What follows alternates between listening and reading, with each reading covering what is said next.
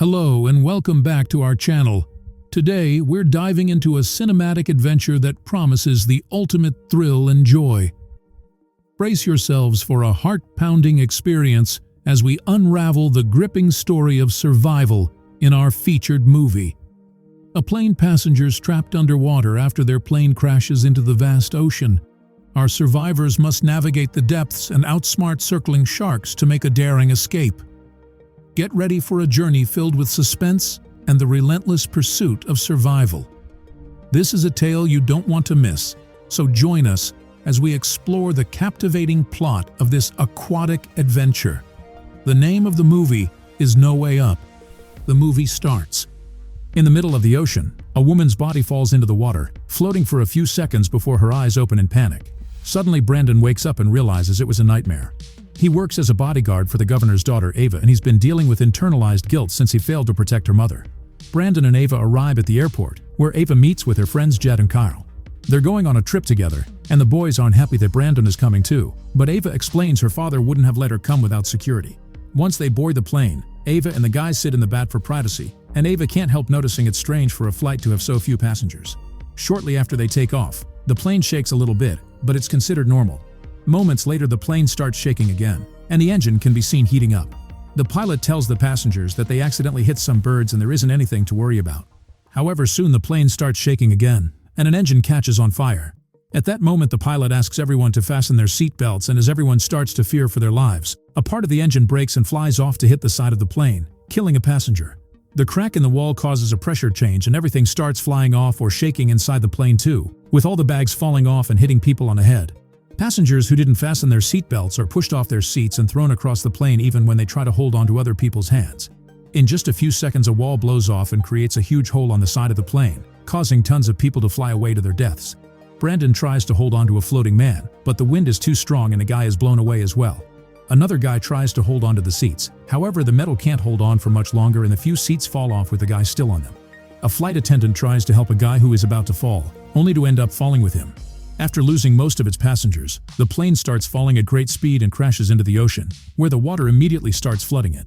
As Brandon is stabbed by a piece of metal, the seats are pushed forward by the impact and kill many passengers by crushing them. The plane sinks for a few minutes and eventually comes to a stop when it gets stuck on the seabed. Thanks to the plane being stuck in an angle, an airlock is formed at the back, so Ava and her friends plus flight attendant Danilo are alive. However, Kyle has a broken bone in his arm. The group stares at the water, worried about the weird noises they are hearing. Suddenly, Brandon comes out, bringing Rosa and her grandmother Marty to the safe area. Marty is unconscious, so Danilo starts doing chest compressions, and after a few minutes of nothing, Marty wakes up. Then Rosa asks about her grandfather, and Brandon has to tell her and Marty that he sadly didn't make it. The group starts to panic, so Brandon immediately takes over leadership to calm everyone down. The airlock means they're safe for now, so they need to stay calm and wait for rescuers to find them. Ava checks her phone, but there's no reception under the sea. She points out there's a hole in the plane and that they should swim out, but Brandon explains their chances to survive like that are low, so they must stay and wait. Danilo informs them that the pilots must have called for help before the crash, so help should be here soon. Afterward, Brandon explains they should have backup oxygen just in case. Danilo says the plane has 2 tanks in the back for emergencies, but when he checks on them, he finds them empty. At that moment, Marty remembers that one of the passengers had a medical oxygen tank, so Brandon volunteers to jump in to find it.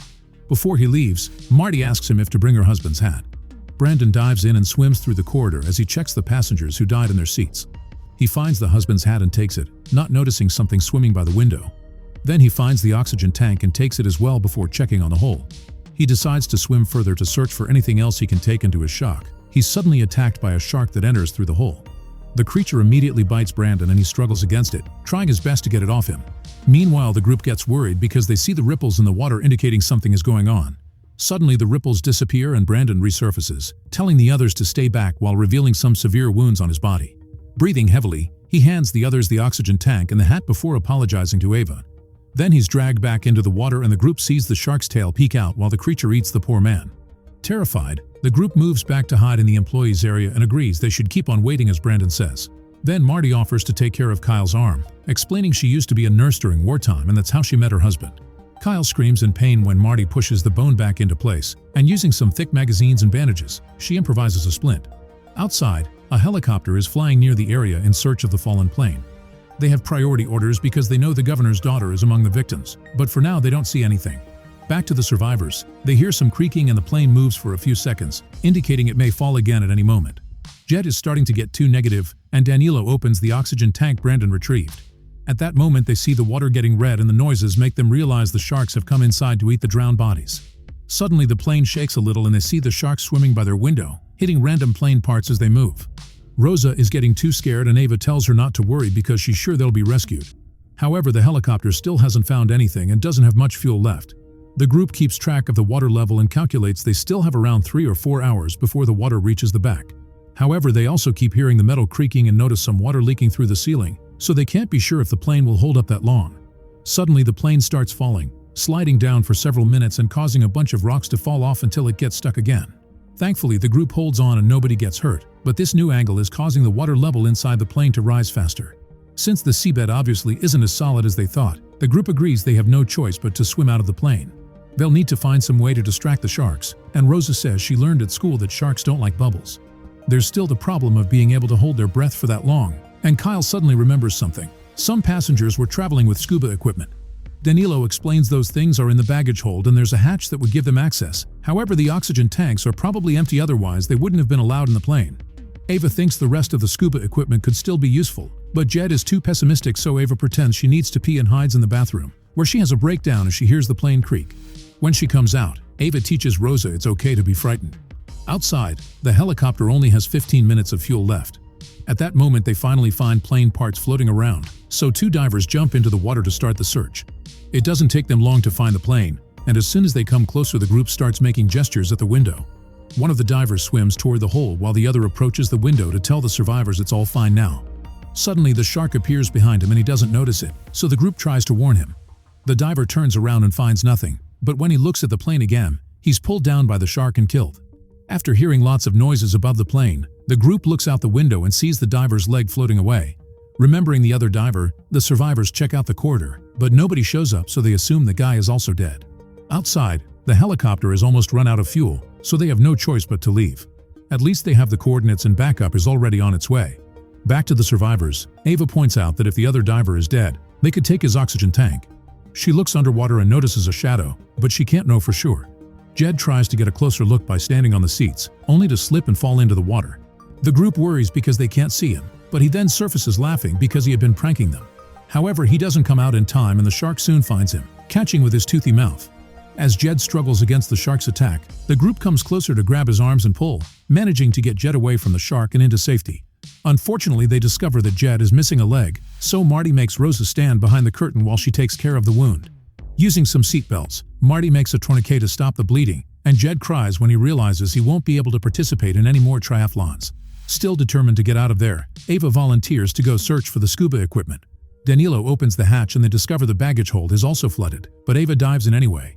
With a flare, she looks around the area, unaware that something else is swimming behind the bags.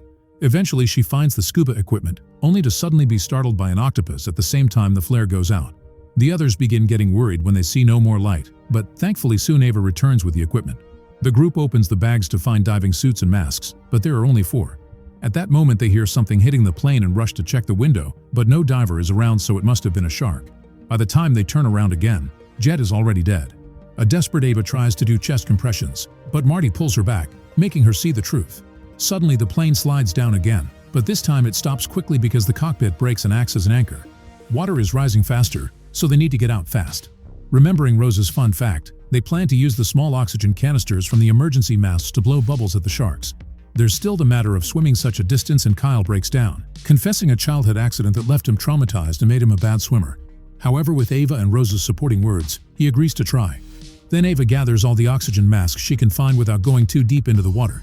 The sharks are still hitting the plane, and the ceiling is starting to crack. The group starts changing and Marty volunteers to be the one without a suit because at her age, she would only slow everyone down anyway. After saying a final goodbye to Jed, the survivors get in the water, noticing the plane is slowly starting to slide down again.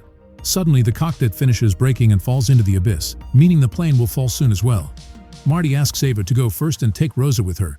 The girls start swimming through the corridor only to find it blocked by a shark, so they immediately open an oxygen canister to scare it away. Once the way is cleared, they keep on moving, and soon Kyle and Danilo also join them. Marty watches the young people go as the water rises inside the plane and knows she won't be able to make it, so she stays back and waits to be reunited with her husband. At that moment, Kyle panics and swims back to put his head out in the small pocket of air left. Danilo tries going back for him, but suddenly a shark comes out of the baggage hold and attacks Kyle, eating him in seconds. A terrified Danilo swims to meet with Rosa and Ava, who find a dead diver and take his tank so they can fill up their lungs. Then Ava sends Rosa and Danilo through the hole with the tank, but when she's about to leave too, a shark blocks her way. Ava swims back and freezes, so the shark swims inside without noticing her.